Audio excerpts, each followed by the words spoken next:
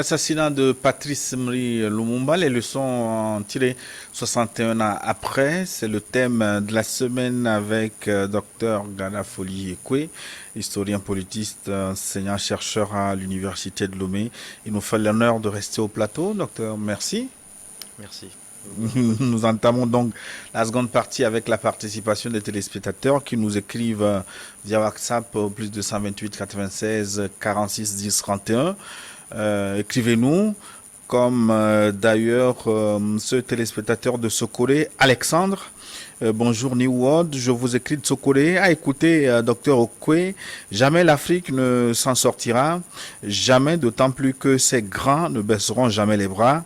Est-ce à dire que la périphérie dont fait partie l'Afrique est faite par le Créateur pour être périphérie à vie? Non, je remercie le téléspectateur. Mais le Créateur ne confine aucun peuple à un statut. Ce qui se passe sur la terre, c'est les rapports de force des peuples, c'est l'histoire des peuples. Il appartient à chaque peuple de prendre son destin en main et de se battre. Les nations qui aujourd'hui ont le contrôle, ont pris le contrôle. Heureusement, il n'y a pas un seul État qui a le contrôle du monde. Et c'est un groupe de 5 États, si on peut le dire ainsi. Mais ils se sont battus, ils ont entraîné leur peuple dans une certaine perception d'eux-mêmes. Ils ont une identité forte et ils se sont entraînés à travers leur science propre, à travers la création d'une technologie qui leur est propre. Et c'est au nom de tous ces efforts qu'ils ont réussi à s'imposer aux autres peuples. Mais dès lors que le peuple africain ne mesure pas les pesanteurs de la liberté, le coût et le prix de la liberté, et scande la liberté comme si c'était juste un slogan, il sera toujours dominé. Ceci est une loi, c'est une loi de la nature. Il faut se prendre en charge et il faut surtout savoir que la liberté a un prix. Il faut payer le prix pour être libre. Si vous êtes d'accord, si vous êtes prêts, alors vous pouvez amorcer le parcours qui vous fera quitter de la périphérie vers le centre. Docteur Foli Ekwe. Pour revenir à Patrice Lumumba, qui l'a tué? Alors c'est une question classique. C'est une question classique et il y a une réponse classique à cette question. Vous savez, pour des personnages comme ça, de ce genre, on peut dire que si je puis le dire ainsi, Patrice Lumumba, il n'est pas indiqué de penser son meurtrier comme si c'était une personne. Parce qu'une seule personne ne peut pas tuer un personnage comme ça. Il faut plusieurs personnes pour l'assassiner. Et étant un homme d'État, étant, disons, un porteur de projet national, il faut toute une suite d'acteurs. Cela a été vrai pour tous les indépendantistes, les souverainistes tués par le passé, tous les hommes d'État tués par le passé, et cela sera vrai aussi pour le futur. Alors, Lumumba n'a pas été tué par une seule personne. Vous pouvez toujours trouver le policier qui a témoigné qu'il a déposé son corps dans l'acide, ou les deux autres qui l'ont aidé à faire la manœuvre dans la forêt. Vous pouvez toujours les arrêter s'ils sont vivants, comme étant les meurtriers de Lumumba. Mais vous vous tromperiez, parce qu'ils ne sont pas les seuls qui portent la responsabilité de ce meurtre. C'est toute une chaîne. Et l'historiographe Tarumbi, qui a fait des travaux sur l'étude, sur ce genre d'études. Et à partir de ces travaux, on peut comprendre qu'il faut, pour l'assassinat d'un personnage comme celui-là, il faut 4 types d'acteurs. Le premier type d'acteur, c'est qui? C'est les concepteurs du projet d'assassinat. Eux, ils ne sont pas visibles. Ils sont suivis de ceux qui mettent à la disposition du projet les moyens, c'est-à-dire les moyens financiers. Et c'est le deuxième niveau de responsabilité, les financeurs du projet. Ensuite, vous avez le troisième type d'acteur qui suit directement, c'est ceux qui détiennent et contrôlent la logistique, les questions logistiques. Et enfin, au bas de l'étage de la responsabilité, vous avez les exécutants sur le terrain, ceux qui exécutent la manœuvre sur le terrain.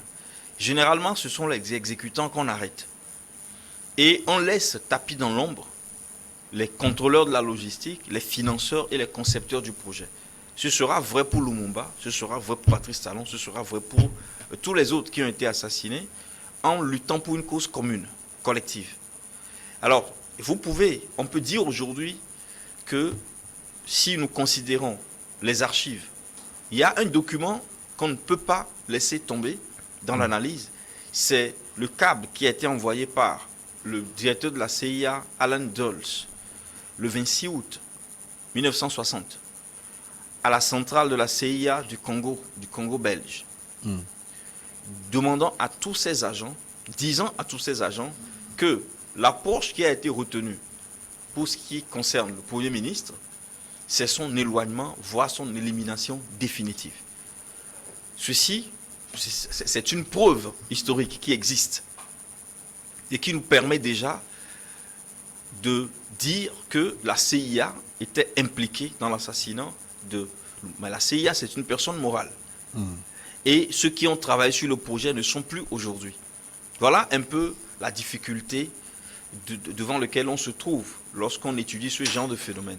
On sait que des puissances étrangères sont impliquées, mais on sait aussi que ces puissances ne peuvent pas avoir agi sans la complicité d'acteurs locaux.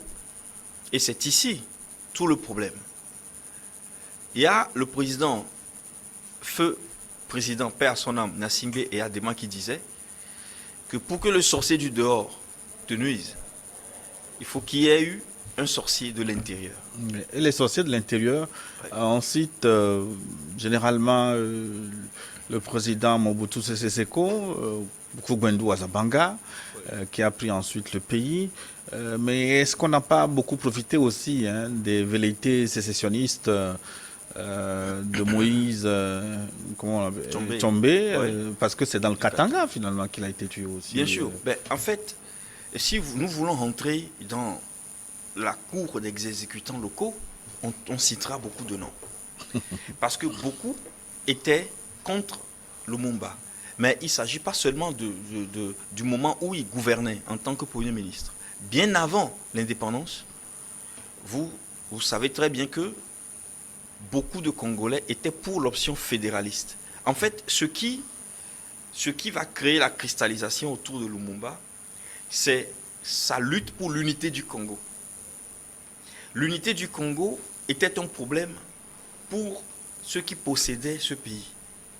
Parce que depuis l'origine, nous l'avons vu dans la première partie, il y a plusieurs puissances, membres de l'ancienne association pour le Congo, qui détiennent le pouvoir au Congo. Et pour qu'il n'y ait pas de conflits entre elles, entre ces puissances, le meilleur modèle d'administration ou de réorganisation du territoire congolais, c'est le modèle fédéral.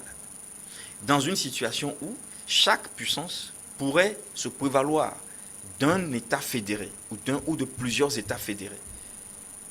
Le problème avec la gouvernance unitaire ou l'État unitaire au Congo, c'est qu'ils sont obligés de gérer le pays à travers un seul système de gouvernement. Et lorsque Lumumba parlait de l'unité du Congo, ce n'est plus fonctionnel à ce plan. Au même moment, il y avait des Congolais qui disaient oui pour l'option fédéraliste. Et si on avait opté pour l'option fédéraliste au Congo, on aurait mis à l'aise tous les possesseurs ou les possédants de ce territoire. À ce niveau-là, il était le seul ennemi, le seul ennemi à abattre. La preuve, c'est que, d'ailleurs, lorsqu'il a été mis en prison, vous savez très bien qu'il a été mis en prison, première fois, et lorsqu'il a été mis en prison, les Belges et les autres Européens qui étaient là, ils ont pris tous les autres leaders indépendantistes, étant rassurés que c'était Lumumba qui était le seul chef de file. Une fois qu'on l'aurait mis en prison, les autres auraient suivi l'option, la ligne libérale. Ils les ont appelés, ils sont venus à Bruxelles pour négocier la cession, un calendrier d'accession du pays à l'indépendance. Contre toute attente, tous ces leaders ont dit qu'ils ne vont pas parler tant que Lumumba n'est pas ici. ne vient pas. C'est comme ça que le 26 janvier, il a été libéré de façon anticipée et on lui a acheté un billet, il est allé à Bruxelles. Et à Bruxelles, ils ont tous dit que c'est l'indépendance ou rien, le 30 juin. C'est d'ailleurs comme ça que le Congo a acquis. Donc, vous comprenez qu'il y avait des opposants, et il y avait aussi des partisans. Mais lorsque Lumumba commençait par diriger, Moïse Tshombe du Katanga, c'était un ennemi juré de Lumumba. Mais depuis, Mobutu, c'était la surprise. Mais Mobutu était déjà en négociation secrète avec la CIA. Lorsqu'il a été nommé par Lumumba lui-même. Il était déjà en négociation secrète. Parce que les puissances devaient faire avec plusieurs options. Maintenant, faut-il dire que c'est lui le patron des exécutants locaux? Moi, je classe Mobutu dans la catégorie des exécutants. Moïse Kachumba, Moïse Tshombe, lui, en particulier, il avait quand même une dent contre Lumumba. Ils avaient un problème interethnique, personnel, qu'il voulait régler avec, je crois qu'il aurait, parce que c'est lui qui a pris la tête de Lumumba. Il a pris sa tête. Et lorsqu'on l'a pris, on l'a renvoyé dans le Katanga chez lui. Il dit, mais retourne vers ton ennemi, il saura quel traitement t'appliquer. Mais certaines archives disent que ce sont les policiers belges qui ont donné l'ordre d'exécution de Patrice Lumumba. Ça veut dire que la Belgique a joué de près un rôle important. Ceci est vrai. Vous savez, il y a une conjonction d'acteurs. Aujourd'hui, c'est clair, le discours que nous faisons ici, c'est clair, qu'il y a eu ces acteurs belges, mais il y a aussi les exécutants locaux. Et parmi ces exécutants, il y a beaucoup d'hommes politiques congolais. Étienne Tshisekedi, par exemple, il était dans la chaîne d'exécution. Étienne Tshisekedi? Oui, le père. Oui, bien sûr. Il était dans la chaîne d'exécution. Il travaillait pour Tshombe. Il travaillait pour Tshombe. C'est d'ailleurs eux qui ont convoyé le corps pour donner le corps aux derniers exécutants. Il était un homme de terrain. Il a participé directement à l'assassinat de Lumumba. Directement, de façon consciente. Maintenant, vous avez quelqu'un comme Mobutu qui, lui, il jouait dans une cour un peu plus élevée. Parce que tout le monde avait compris que Kasavubu ne pouvait pas gérer le Congo.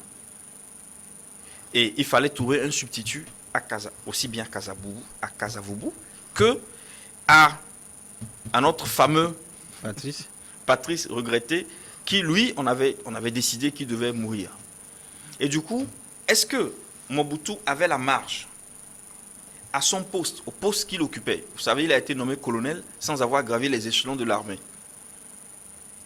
Chef d'état-major colonel, comme ça. Et lui, est-ce qu'il a intérêt à dire non aux puissances? Il avait compris très bien que c'est les puissances qui géraient le Congo. L'indépendance, d'ailleurs, Jensen leur avait dit, la mutinerie qui a créé le problème.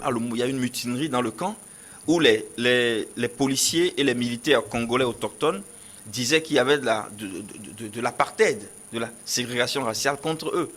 Et ils ont fait une mutinerie. Lumumba a été obligé de licencier, de renvoyer Jensen. Or, dans les accords de l'indépendance, il était dit que seuls les officiers belges et européens les Belges pouvaient être des officiers supérieurs. C'est là où Lumumba va nommer un Congolais autochtone à la place de Jensen. Ben, c'est le Rubicon qu'il ne fallait pas franchir aussi. Mais vous voyez très bien qu'il y avait cette fonde. En plus, Kalonji aussi avait déjà donné l'OK aux Belges et aux Américains pour créer l'État du Kasaï. Le pays allait sombrer. C'était inévitable. Le pays allait sombrer. Est-ce que Mobutu avait la marge? Posez-vous cette question. En tout cas, Tshisekedi a plus de responsabilités que Mobutu. Et aujourd'hui, ce n'est pas moi qui vous le dirai, les Congolais, ayant connu l'histoire, ont quand même suivi Mobutu. Mobutu, au Congo, on n'attribue pas autant de responsabilités à Mobutu pour la mort de Lumumba. Ce qui est étrange, à l'extérieur du Congo, on cite souvent Mobutu, mais à l'intérieur, Mobutu a été considéré comme... Par contre, Tshisekedi, on l'avait toujours considéré jusqu'à sa mort, père, comme étant un politicien non sûr. Il jouit de cette triste acception, de cette triste considération, réputation au Congo. Mais dans tous les cas, ce qui se passe, c'est que Il y a eu des complices congolais qui ont participé à l'assassinat de Lumumba. Richard Tagba nous écrit de Cara. Richard, bonjour et bonne fête des évaluations sur place. L'Européen est mauvais et égocentrique. Si eux ne peuvent oublier facilement les choses, sachez que nous, Africains, ne serons jamais différents d'eux. Nous avons le droit de garder une dent contre ce pays. Il nous enlève ce qui est cher en termes d'intelligence. Nous ramener aujourd'hui une dent constitue une insulte, une humiliation. Un être humain ne se résume pas à la dent. Je crois véritablement que la Belgique doit réparation, même si l'être humain n'est pas dans le commerce juridique. Mais au-delà de cette question, est-ce que une suite judiciaire ne peut pas être donnée à cet assassinat de Lumumba? Mon point de vue, non. Ce n'est pas une question judiciaire. C'est une question politique. Une question politique, symbolique et morale. Mais j'aimerais réagir par rapport à sa question. Oui. Ce que nous faisons ici, c'est un exercice un peu dangereux, dans le sens où certains peuvent penser ou peuvent se convaincre d'une haine contre l'Occident. Comme d'ailleurs l'écrivait Jean Ziegler, la haine de l'Occident. Mais notre but, ce n'est pas de traiter les consciences qui nous suivent contre l'Occident. Et il faut comprendre les dynamiques de l'histoire, parce que ce qui s'est passé dans le temps se passe encore aujourd'hui, là où vous êtes. Quelque part, ça se passe. Et puis, je vais citer Simon Kimbangu dans sa fameuse prophétie de septembre 1921, où il disait que l'homme blanc deviendra noir et l'homme noir deviendra blanc. Mais vous, les Africains, vous ne devez jamais rendre aux Européens le mal qu'ils vous ont fait. Parce que ce n'était pas eux-mêmes. Et je ne vais pas continuer par citer, parce qu'il y a toute une explication de ce qui s'est passé dans l'homélie de Kimbangu. Les Européens sont incapables de maltraiter les Africains. Les Européens humains sont incapables de maltraiter les Africains. Il y a autre chose qui se passe derrière toute cette histoire. Du coup, il vaut mieux développer de l'estime de soi, recultiver son identité, travailler pour sortir de la périphérie, que de cultiver de la haine contre un peuple. J'ai dit. Bonsoir le plateau, je suis Isaac Bino Gbemadon, enseignant d'économie depuis le Bénin. J'aimerais juste demander s'il y a des contrats secrets que certains pays d'Afrique ont signés avec la France qui les empêchent de se détacher du colon comme le Mali. Si on comprend clairement que ça n'arrange pas, mais on est encore là. Merci. J'avoue ne pas avoir bien saisi sa question. Moi non plus, pas très clair, mais il me semble qu'il veut savoir s'il y a des contrats secrets entre des pays africains et les colons, notamment la France. Bon, aujourd'hui, on ne parlerait plus de contrats secrets, puisque les accords sont devenus plus ou moins, sont connus, les accords qui ont présidé au passage à l'indépendance, notamment dans le domaine monétaire, culturel, la défense, diplomatique, ainsi de suite. Et c'est sur la base de ces accords-là que nos États sont gouvernés, ont été et sont gouvernés.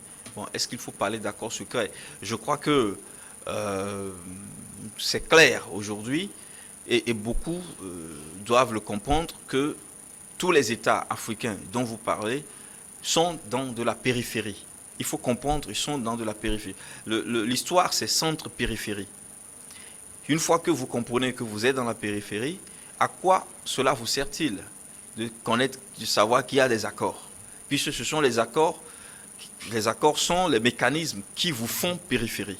Oui, mais comment, qu'est-ce qui explique ce contraste, ce paradoxe? Comment se fait-il que les pays africains, pour la plupart, viennent du centre géostratégique, du centre spirituel, mais se retrouvent à la périphérie politique et industrielle? Oui, c'est la conscience de soi qui n'a pas atteint le seuil critique pour basculer. C'est une affaire de conscience de soi. Et vous verrez parmi le peuple africain différents niveaux de conscience.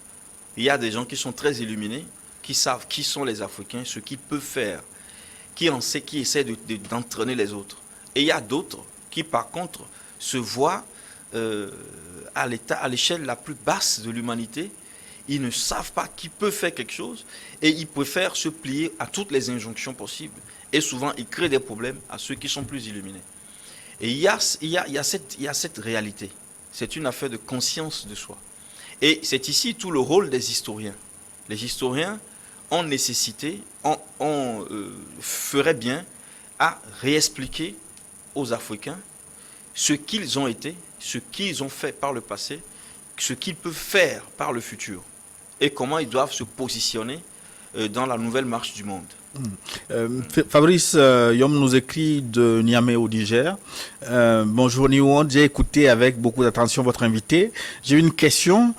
Pourquoi les États africains, surtout les 14 pays d'Afrique qui utilisent le franc CFA, ne veulent pas créer leur propre monnaie et abandonner la monnaie qui met l'Afrique en retard? Ceci est une question politique. Elle doit être posée aux responsables des gouvernements de ces 14 États. Mais que dit l'historien, le politiste par rapport à cette question? Est-ce que la période est propice? Est-ce que le fruit est mûr? Est-ce que les pays peuvent saisir l'opportunité aujourd'hui pour sortir du franc CFA? On sait qu'il y a des velléités aujourd'hui avec la Centrafrique ou le Centrafrique qui essaie. Avec le Bitcoin. Avec le Bitcoin. D'autres pays peut-être vont suivre. Mais est-ce que ce mouvement peut se généraliser selon vous? Oui. Je vais paraphraser Jacques Chirac, plutôt François Mitterrand, qui disait que la monnaie n'est pas une affaire technique, c'est une affaire politique, c'est une question politique. Question politique renvoie à la volonté des États. C'est une affaire de volonté des États. Il suffit que les gens veuillent et qu'ils fassent. Il suffit que les gens veuillent et qu'ils fassent. Maintenant, pourquoi les gens ne veulent pas? Pourquoi les gens ne veulent pas suffisamment? Mais les peuples semblent vouloir. Mais comment se fait-il? Mais les peuples ne sont pas en mesure de considérer et d'évaluer les conséquences et les incidences de ce genre de mutation. Je ne tiens pas compte, en tout cas, je vous conseille de ne pas tenir trop compte des sauts d'humeur des peuples. Ce sont des affaires très sérieuses. Et vous savez, lorsque vous voyez les chefs d'État ou les gouvernements poser des actes qui vous semblent irrationnels, sachez que ces actes sont toujours rationnels. Et c'est parce qu'il y a des pesanteurs que vous ne percevez pas. Tout ce qui se fait est rationnel. Maintenant, il faut comprendre pourquoi il y a cette lenteur, pourquoi il y a eu ce conflit entre-temps entre l'UEMOA et la CEDEAO.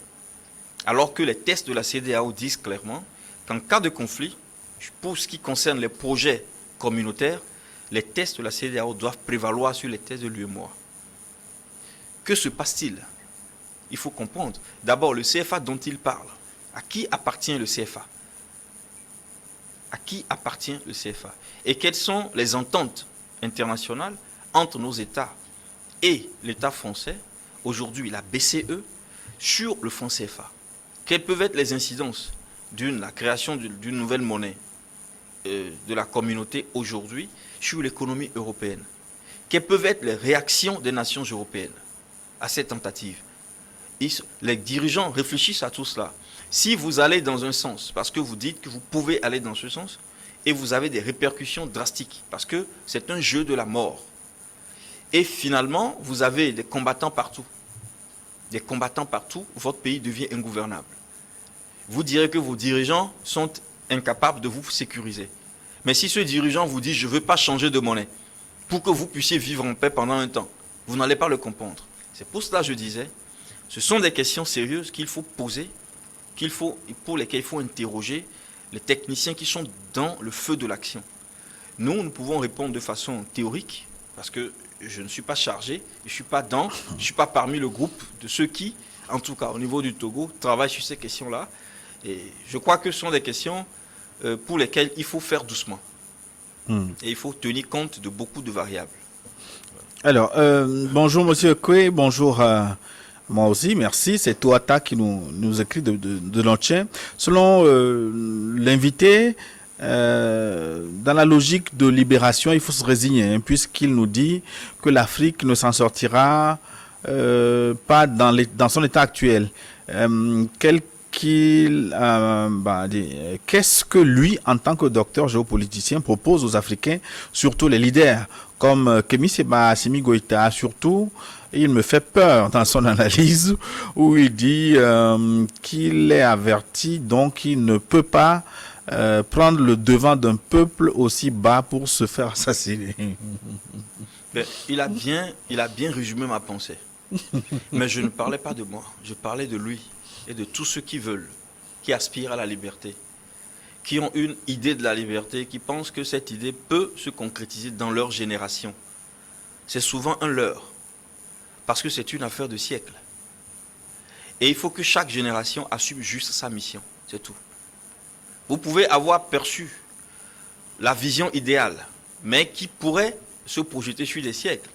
Vous n'allez pas penser que vous allez réussir à l'implémenter aujourd'hui. Moi, je crois que ce que les Africains doivent faire,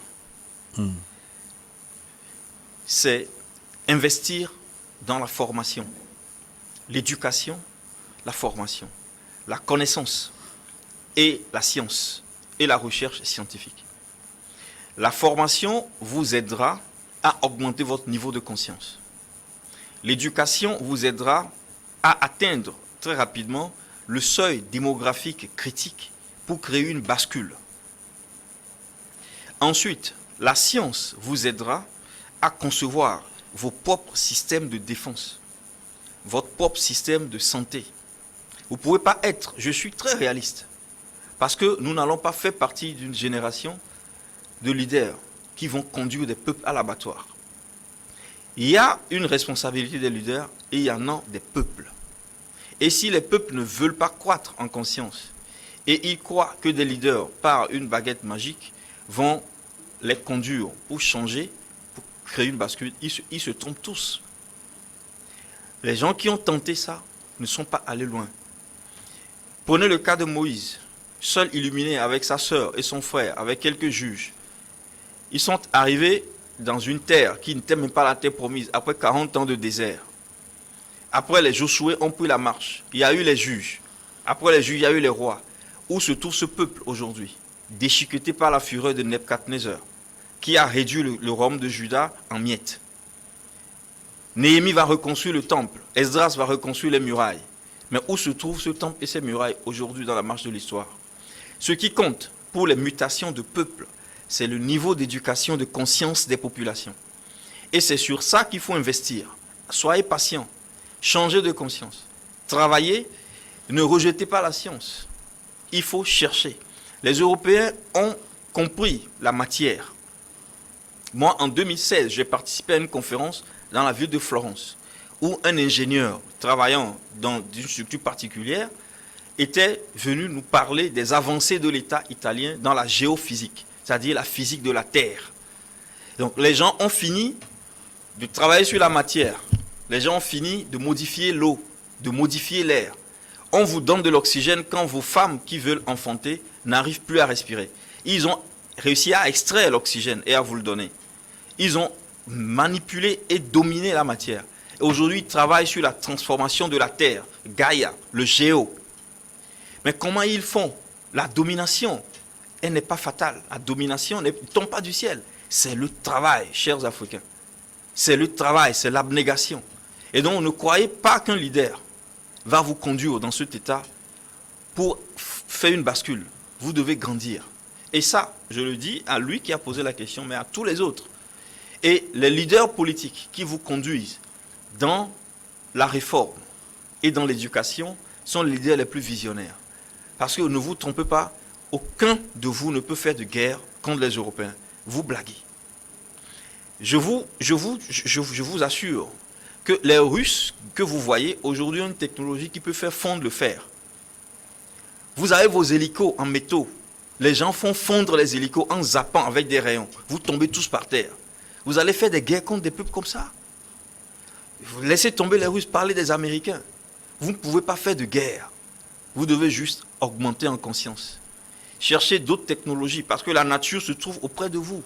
Eux, ils ont transformé la nature. Ils les ont étudié la nature. Pourquoi vous ne le faites pas? Pourquoi vous ne le faites pas? Faites-le, vous aussi. Vous avez 2 yeux, 2 bras, 2 pieds. Mais ne faites pas de pression à vos dirigeants qui vont doucement. Parce que la façon dont ils gèrent vous permet à vous de vivre un peu et d'être éduqué.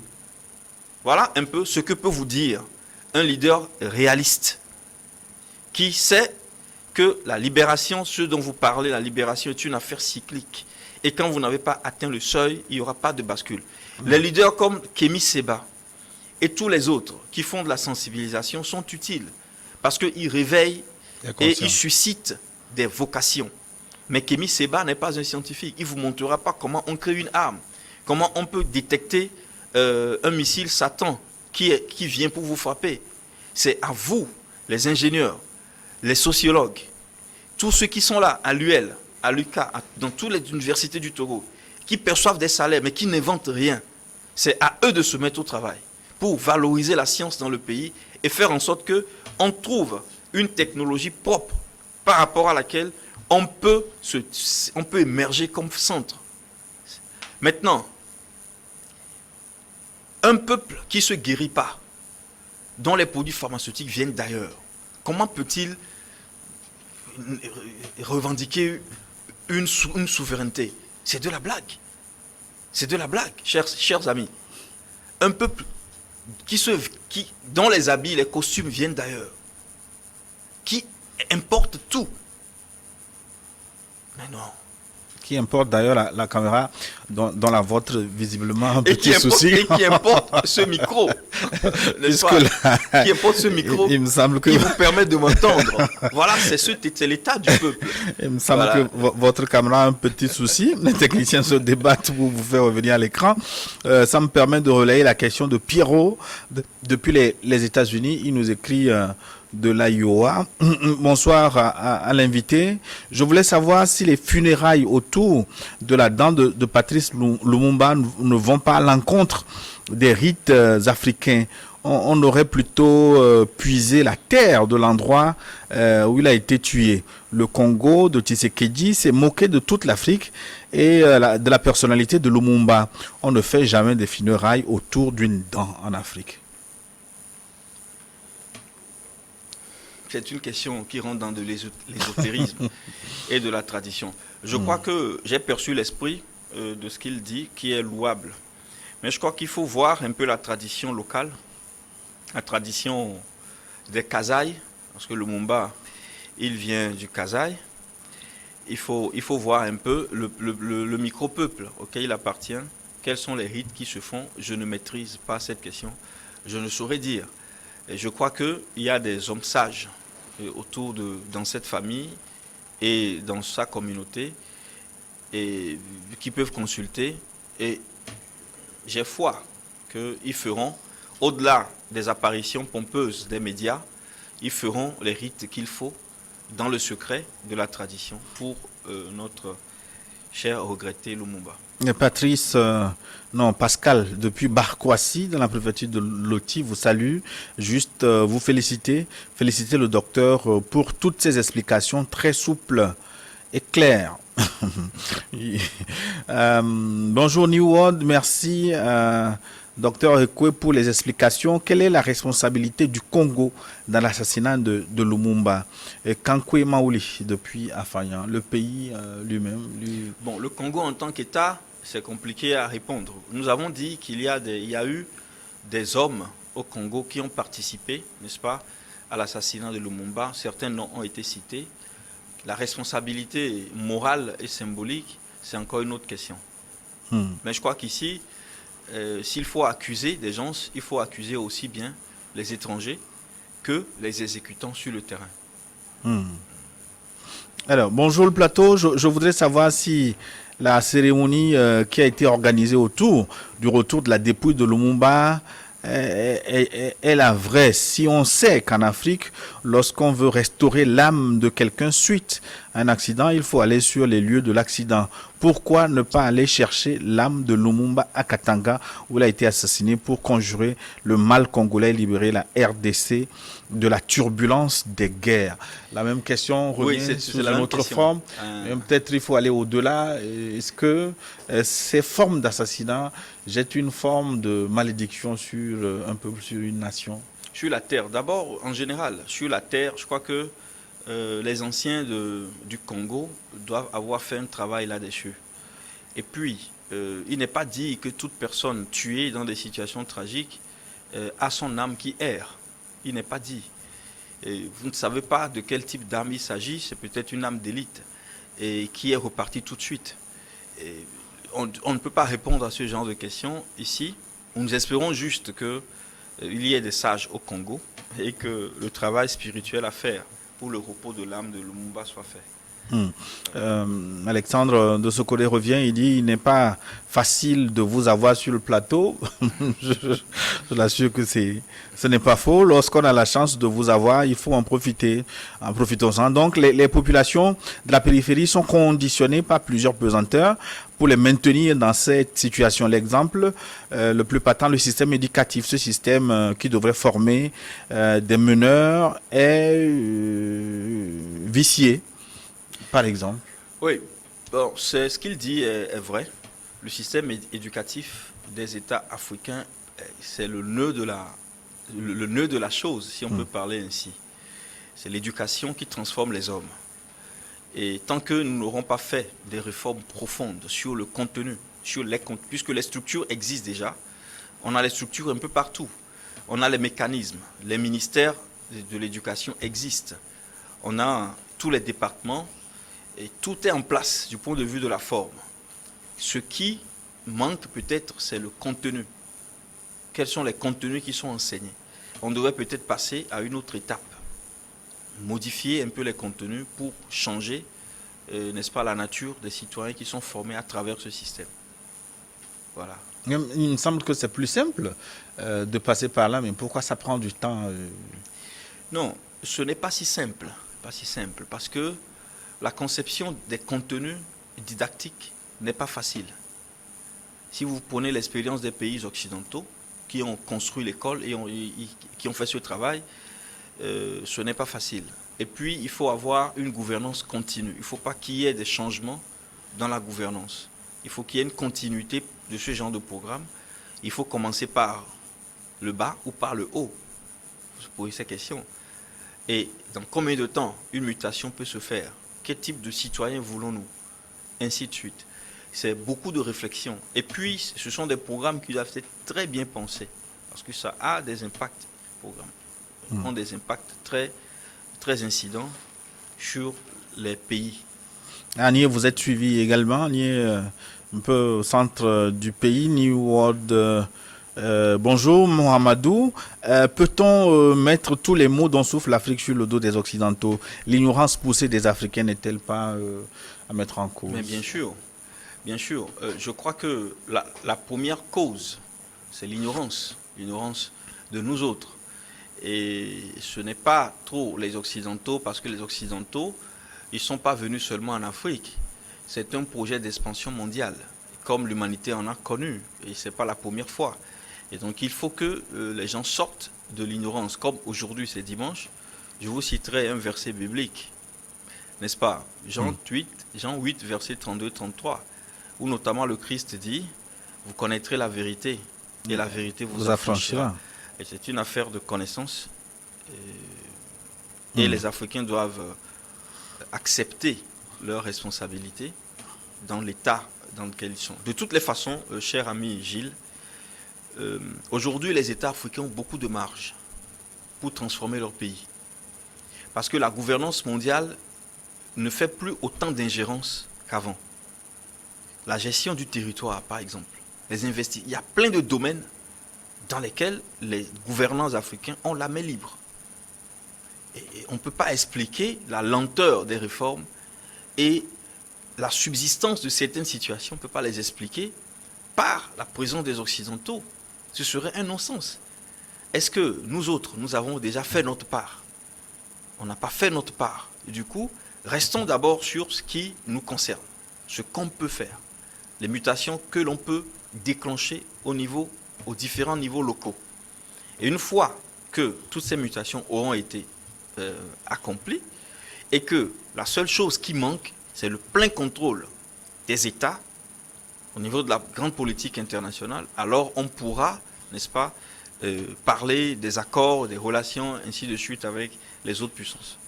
Pierre de Dapan partage votre point de vue, votre façon de faire les choses, restaurer l'histoire, progressivement enseigner, éduquer et ne pas verser dans la haine de l'Occident.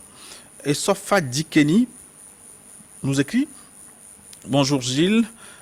Gilles mon frère, merci beaucoup. Les Occidentaux sont arrivés par infraction en Afrique. Ils ont commis plusieurs qu'est-ce qu'il veut dire, crimes. 1, esclavage. 2, la colonisation. 3, les pseudo-indépendances. 4, les ajustements structurels. 5, la démocratie de façade. Mais tout ceci a été possible grâce à la complicité et à la complaisance des Noirs. Avant d'incriminer les Occidentaux, on doit faire une autopsie de notre propre responsabilité. L'Africain doit se poser les bonnes questions. Et Sofa Dikeni. No comment. Je félicite le docteur Ekwe pour sa franchise sur les questions de gouvernance. Merci. Alors, je crois que vous êtes tombé sur des personnes qui valent la peine d'être écoutées. Réalisme, prise de conscience et surtout organisation et recherche scientifique. Voilà la voie à suivre. Yakoubou depuis Parakou au Bénin. Merci. Votre voix commence par porter. Alors, quelques questions encore. Bonjour, Monsieur Gilles. Très ravi d'écouter le docteur. L'Afrique est très loin d'obtenir sa réelle indépendance, car notre système éducatif dépend toujours de nos colons sur tous les plans. Tu ne peux pas tenir tête à celui qui te donne à manger. C'est Marcelin Diabalo depuis Dapan. Pragmatique. Oui, très pragmatique. Et finalement, donc, pour conclure cette émission concernant l'assassinat de Lumumba, vous nous avez dit que pas la peine d'intenter une action en justice. Pour le futur, ce qu'il faut retenir, c'est que pour opérer les réformes, il faut user de stratégie. Il faut tenir compte du contexte, analyser la situation pour ne pas foncer tête droit dans le mur. Tout à fait. C'est ce qu'on retient de vos explications sur ce plateau. Tout à fait.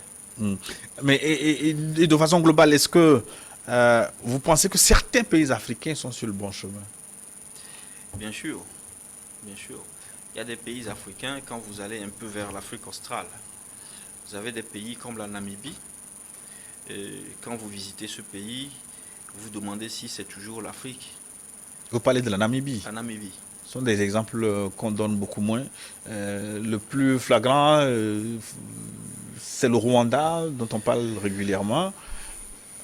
Je préfère ne pas citer le Rwanda, parce que le Rwanda est engagé dans des dynamiques internationales un peu compliquées. Et des petits pays comme les Lesotho. On parle du Botswana aussi. Botswana, des pays qui ne font pas de bruit, qui ne sont pas trop sur la scène, mais qui travaillent dans le silence et qui travaillent surtout sur leurs citoyens, beaucoup sur la citoyenneté. Parce que la richesse, c'est la ressource humaine, c'est la ressource humaine. Ce sont les ressources humaines, autrement. Et vous savez, des pays aussi, si vous allez un peu vers l'Afrique du Nord, vous trouvez des pays qui sont exemplaires. Mais ce ne sont pas des pays sub-africains et subsahariens, mais qui font beaucoup d'efforts. En Afrique subsaharienne notamment aussi, du point de vue technique, vous avez des pays comme la Côte d'Ivoire. La Côte d'Ivoire, du point de vue technique, je dis bien, je laisse tomber le côté politique. Du point de vue technique, du travail qui se fait, ce sont des pays. Le Sénégal aussi n'est pas des moindres. Quand vous prenez les aspects techniques, la construction, je parle de la construction. Il y a un fonds de construction, ça c'est les rares pays francophones. Mais si vous basculez dans le monde anglophone, vous avez tellement de pays. L'Ouganda, le Ghana. Le Ghana et l'Ouganda sont réputés les deux pays qui ont le système de décentralisation le plus avancé en Afrique. mais ils n'ont copié de nulle part. Mm. Oui, l'Ouganda est le premier pays en décentralisation, c'est-à-dire capacité de gouvernance du territoire.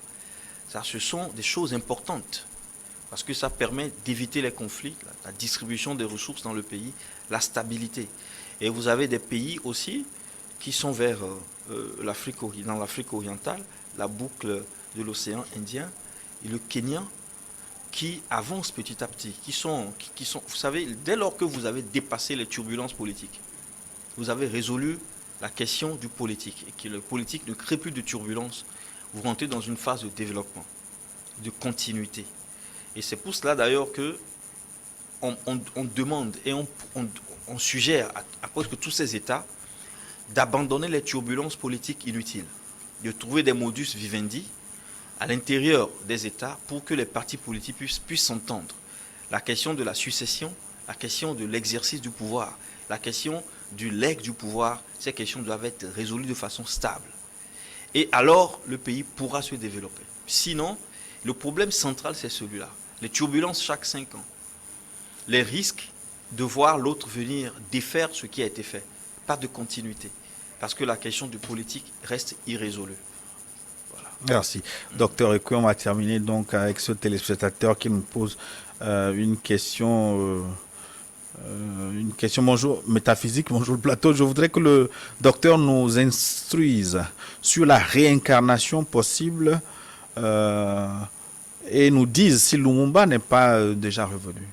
Ah mais non, je ne peux pas répondre à cette question. On n'a pas fait de travail là-dessus. Il y a des travaux akashiques que l'on fait sur les âmes. Et c'est lorsque les travaux sont faits qu'on peut savoir si l'âme est errante, l'âme est dans un cycle de reprogrammation, l'âme est déjà revenue, ainsi de suite. Ça ne peut pas se dire. Je suis incompétent. Pour répondre à cette question. Nous saluons tous les autres qui nous ont écrit. On ne pourra pas répondre à tous.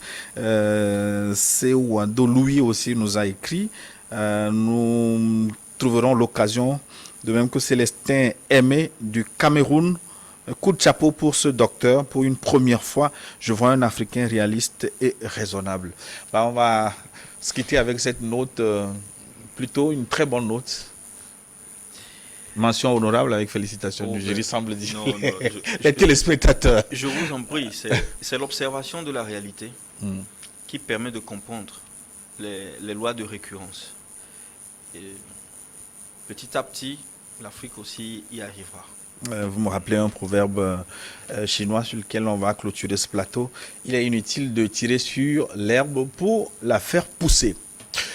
C'est terminé pour le forum de cette semaine. Dans un instant, une nouvelle édition sur votre chaîne. À très bientôt.